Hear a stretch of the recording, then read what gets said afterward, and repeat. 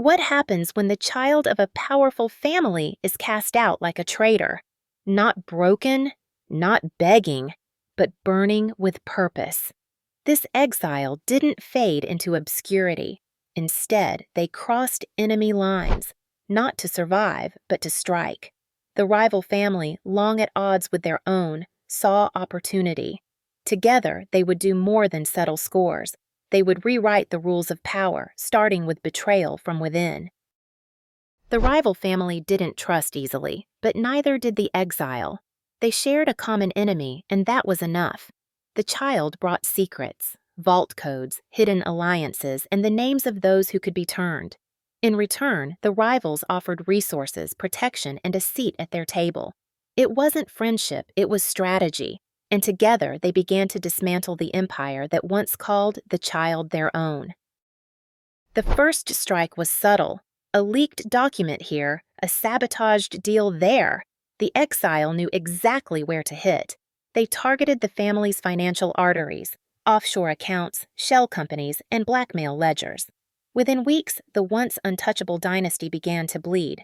The rivals watched in awe as the exile, once dismissed as weak, became the architect of their former family's unraveling. Precision, not rage, was their weapon of choice. But revenge isn't just about destruction. It's about legacy. The exile didn't want to merely ruin their family. They wanted to replace them. With the rival family's backing, they began building a new network: loyalists, defectors, and those disillusioned by the old regime. They offered something different: power without fear, loyalty without blood. And people listened. The exile wasn't just a traitor anymore. They were becoming a leader. The final blow came during a family summit, an event meant to showcase unity. Instead, it became a stage for collapse. The exile, now backed by the rival family and a legion of defectors, exposed years of corruption in front of allies and enemies alike. Contracts were voided, alliances shattered.